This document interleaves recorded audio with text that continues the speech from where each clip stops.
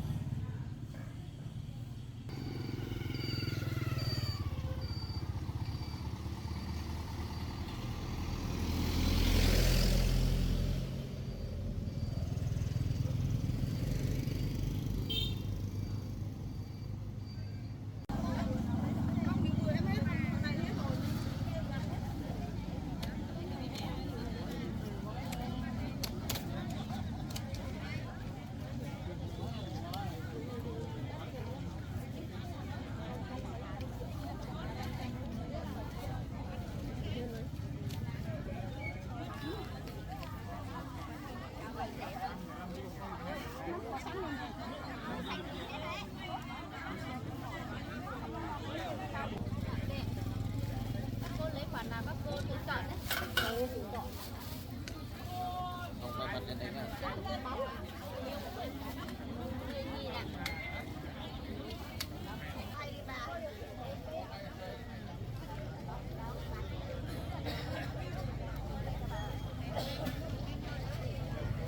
Đâu đồng chơi. Cũng mời cho vui. Mua không đúng không? Này bán 20 cây có bán không? Dạ. Cô đây có 25.000 đây cô ơi. Có bố biết. Đây cô. Đổi ra cái gì em ơi? Dạ? Đổi ra cái này này. Đổi ra cái đấy mà. Dạ, đổi đây.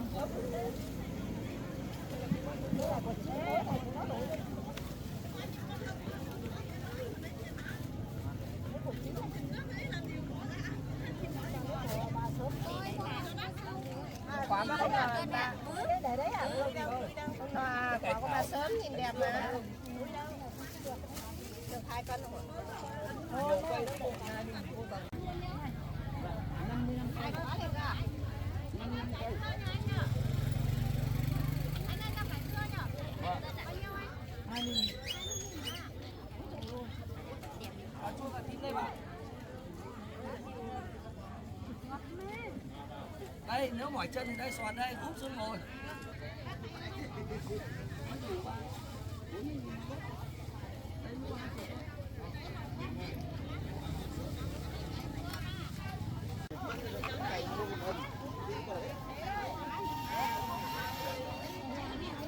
Hai cân đấy.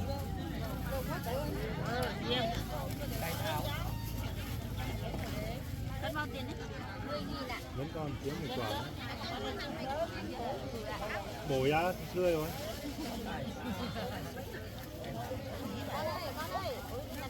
Chưa đủ 2 cân. 3 quả. Mày bao nhiêu hả cháu? 8.000. Cho chú nhá. Hết rồi.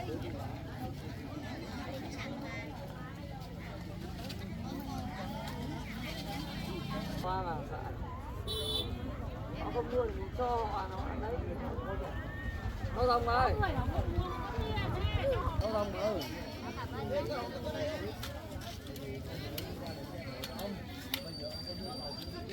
Đâu đúng rồng đi.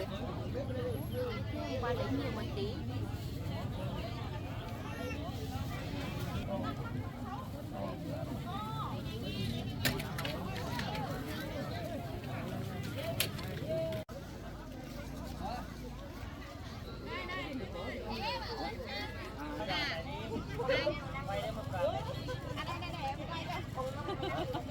Này rất hay á. Qua đây. Khổ đi bán. Lộn đi nghịch. Hôm nay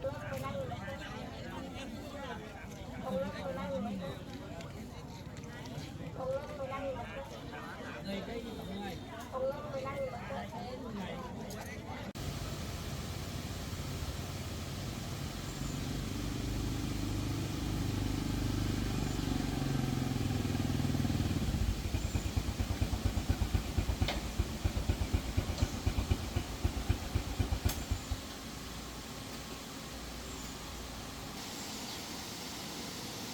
Không có ai ở nhà hay sao ấy nhỉ? Đóng cửa hết rồi.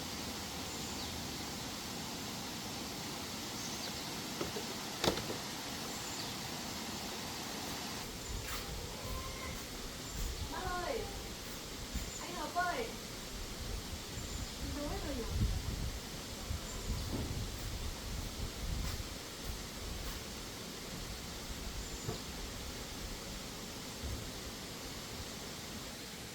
Lần này á, anh Hợp mà không lấy mình á, mình sẽ làm anh Hợp ra chuyện luôn. Bố anh ấy giới thiệu mình cho anh ấy mà ông ấy lại không thích mình. Cái này mình phải tìm chuyện mình nói với anh ấy mới được.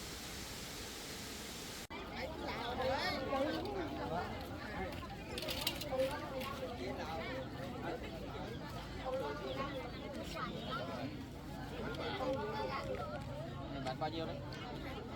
Bác lấy cho chúng mình, có lấy một cân nữa, chẳng lấy gì cả.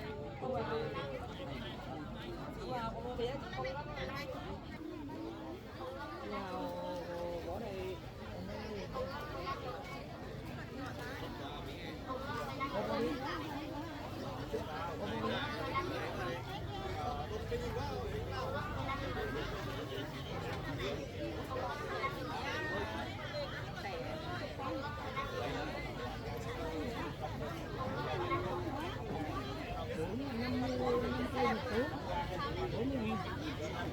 Ôi đùa chứ bác kia đấy là nó là chuyện này. Mua nó cũng chỉ mua cái mất chục nghìn. Đây. Wow, đây. Cái bé không tính vậy.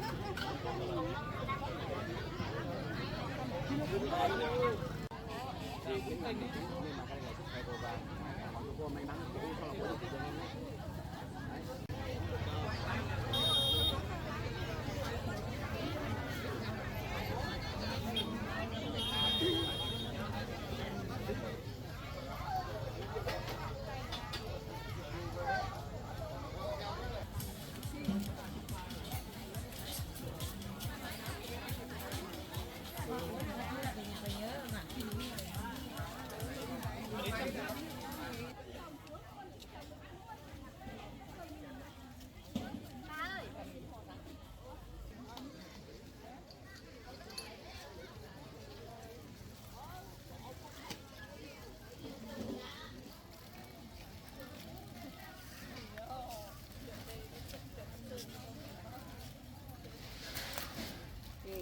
không nghĩ gì.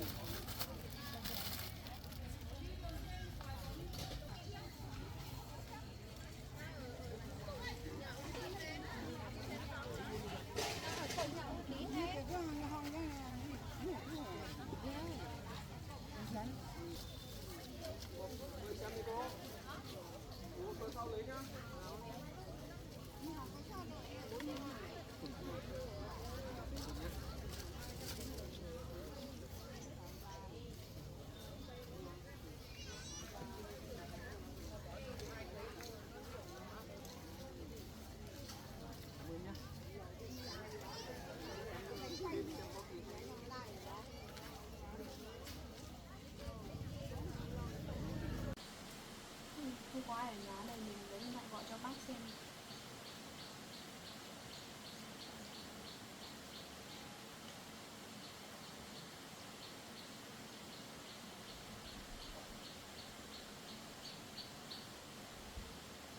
Alo bác ạ? Vâng. Dạ, cháu đang ở nhà bác nhưng mà không thấy có ai ở nhà. Anh Hợp có ở nhà không bác? Anh Hợp có ạ? Cháu sang đây không thấy anh Hợp đâu. Vâng. Thế bác đang đi làm ạ? Vâng ạ. Thế không biết anh Hợp đi đâu rồi? Dạ vâng, cháu ở đây mà không thấy anh Hợp đâu bác ạ. Vâng ạ. Nhưng mà chuyện này thì cũng do bác một phần trước, bác cũng làm mai mối cho cháu, bây giờ mang tiếng cháu, bây giờ anh Hợp cũng không yêu cháu nữa. Bây giờ cháu phải sang đây tìm anh Hợp, bắt buộc anh Hợp phải lấy cháu thôi bác ạ. Vâng.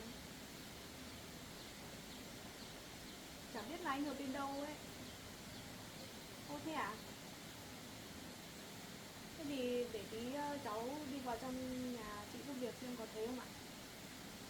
Vâng. Vâng ạ. Vâng ạ. Thế để cháu tí nữa cháu gọi cho anh Hợp xem anh Hợp có nghe máy không ạ? Vâng. Thế khoảng mấy giờ bác về ạ? Vâng ạ. Vâng, thì cháu chào bác nhé. Vâng.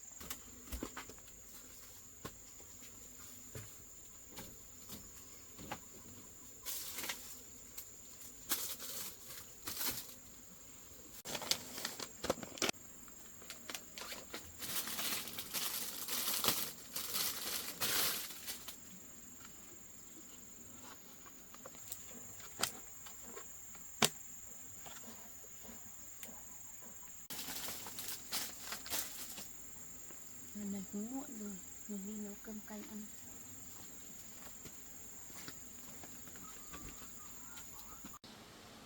Thử gọi anh Hợp xem anh Hợp ở đâu.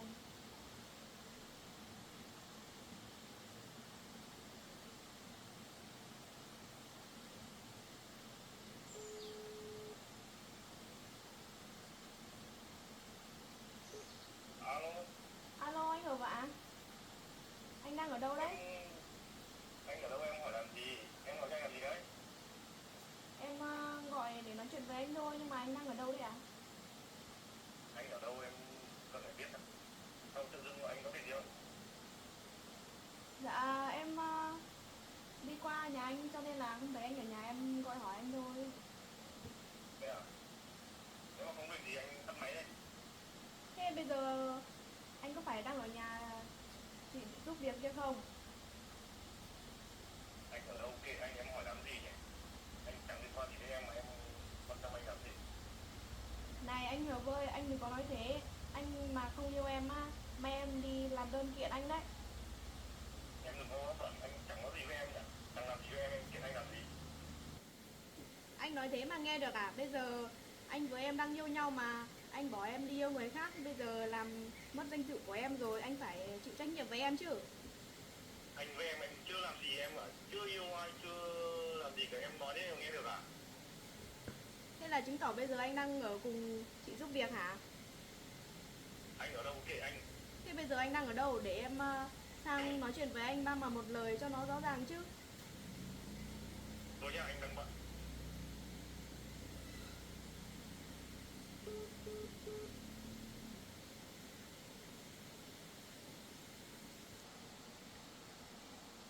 Được rồi, bây giờ mình mà vào trong kia nhìn thấy đang ở cùng nhau á, mình sẽ làm cho ra việc luôn.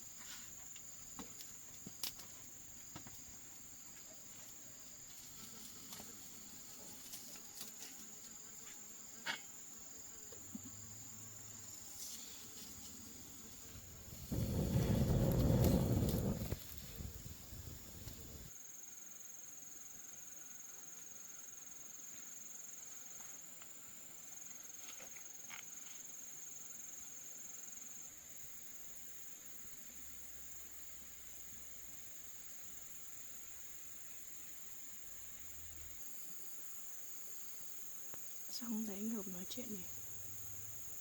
Chả biết anh Hợp có phải ở đây không?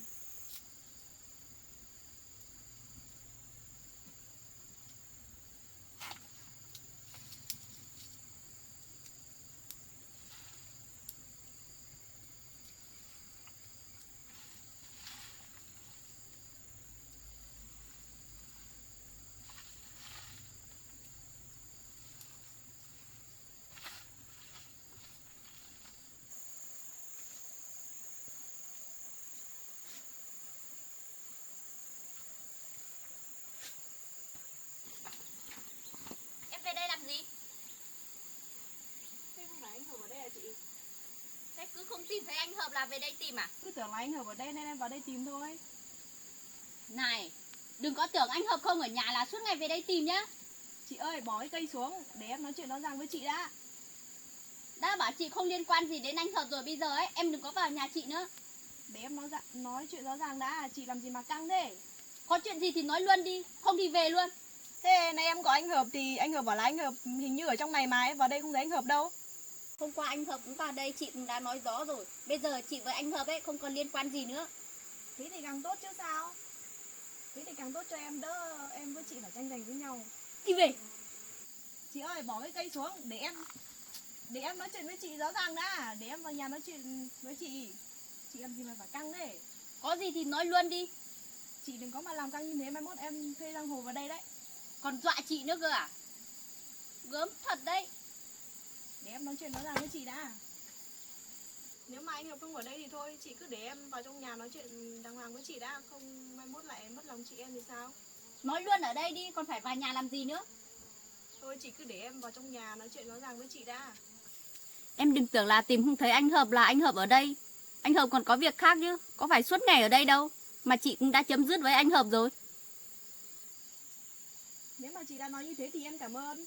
Nhưng mà bây giờ chị cho em vào trong nhà nói chuyện rõ ràng đã. Thế thì vào đây.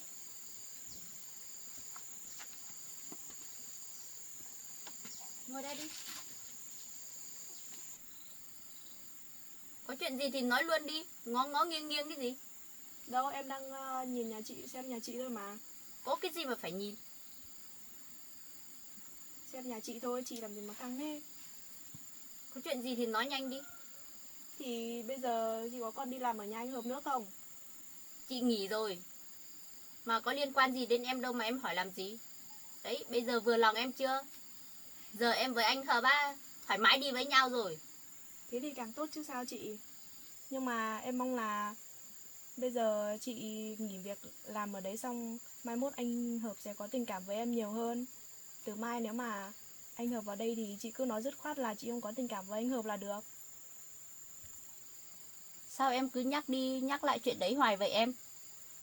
Chị đã bảo là chị với anh Hợp không có gì rồi. Bố anh đấy cũng đã nói với chị rồi. Từ giờ em cứ yên tâm đi. Nếu mà chị đã nói như thế thì tối em sẽ về nói chuyện với bố mẹ em với cả bố anh Hợp. Nhưng mà em nói với chị này, từ mai mà em còn thấy chị với anh Hợp đi với nhau á, em sẽ về nói chuyện với bố mẹ em với cả bố anh Hợp cho ra chuyện luôn. Chuyện đấy thì em phải nói với anh Hợp chứ. Mà anh Hợp có đi đâu hay vào đây thì có liên quan gì đến chị? Chân của anh đây chứ có phải chân của chị đâu. À, thì ra là chị vẫn còn tình cảm với anh Hợp à? Đã bảo là không đi lại với anh Hợp rồi mà vẫn cho anh Hợp cơ hội vào đây á? Việc của anh Hợp vào đây thì làm sao chị cấm được. Nhà của chị ở đây. Anh Hợp đi đâu là việc của anh đấy chứ. Thế được rồi, để tối em về em nói chuyện với bố anh Hợp đã. Bảo thì bảo thôi. Có việc gì đâu mà liên quan đến chị. Bây giờ chị với anh Hợp cũng có là gì đâu.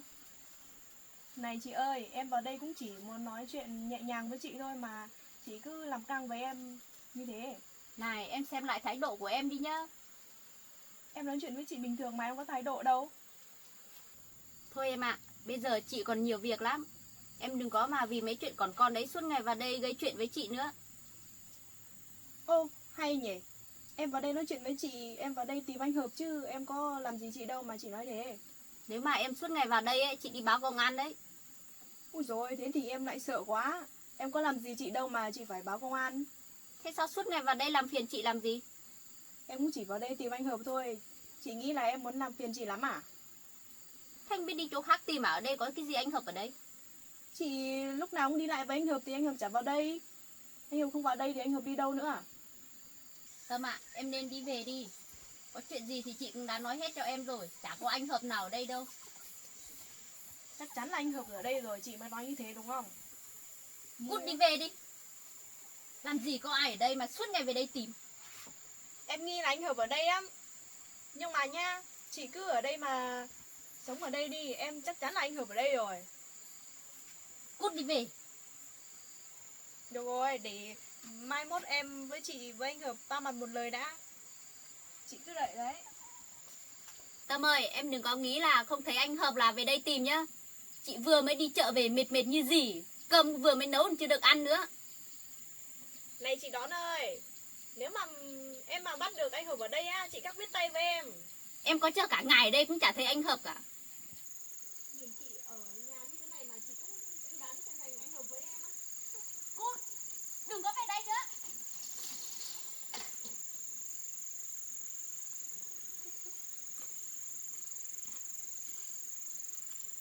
Nhìn nhà như thế này mà cũng đòi tranh giành anh Hợp với mình. Làm gì mà có cửa.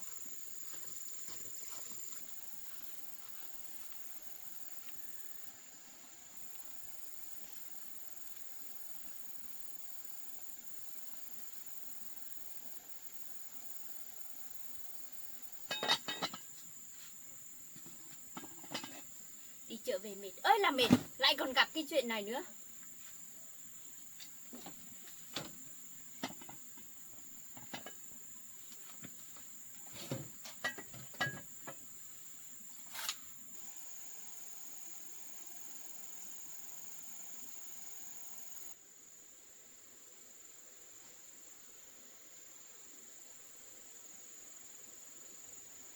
Chắc chắn là anh Hợp ở đây rồi.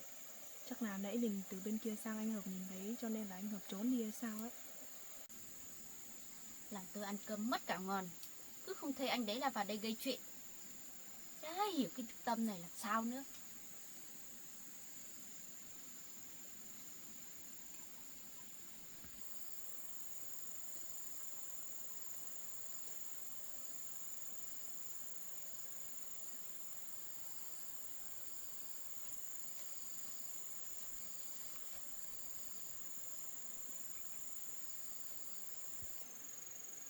Nhìn chị Đón như thế này mà cũng đòi tranh giành với mình.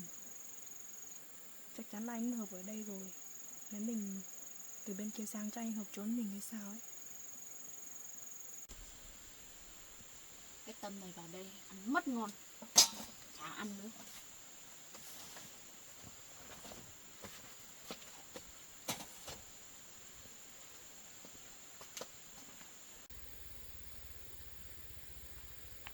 Tâm ơi, về không về còn ngồi đấy làm gì? Em nghĩ là anh Hợp ở đây nên em mới ở đây đợi ấy chứ. Làm gì có ai ở đây? Thế không phải anh Hợp ở đây à? Em kiểu anh Hợp ở đây. Em ngồi đây cả ngày cũng chả thấy anh Hợp nào ở đây đâu. Kiểu gì anh Hợp cũng ở đây. Nếu không làm gì mà chị về rình mò em như thế này. Tâm, em là người có ăn học đàng hoàng mà. Sao em lại như thế? Trước thì cảnh cáo em một lần em còn chưa biết à? Nếu mà chị không muốn em vào đây ấy thì từ mai chị đừng có đi lại với anh Hợp nữa. Sao lúc nào em cũng nhắc đến em anh Hợp ấy nhỉ?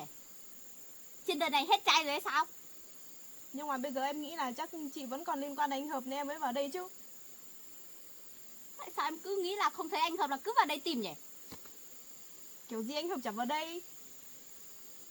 Này, chị cảnh cáo em lần cuối nhá. Lần sau em còn vào đây nữa biết tay chị. Ôi rồi, thế thì em lại sợ chị quá. Đây, Chắc em lại sợ chị quá. Mấy đứa em vào nói chuyện với chị tiếp.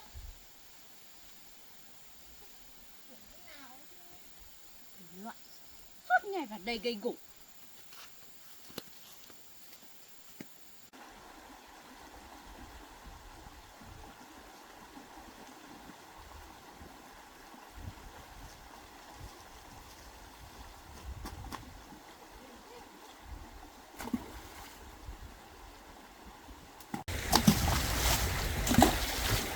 Bực mình thật đấy. Cái chị này nói đi nói về vẫn không hiểu. Gái hiểu người kiểu gì nữa. Đúng là ăn hiểu kém thật đấy.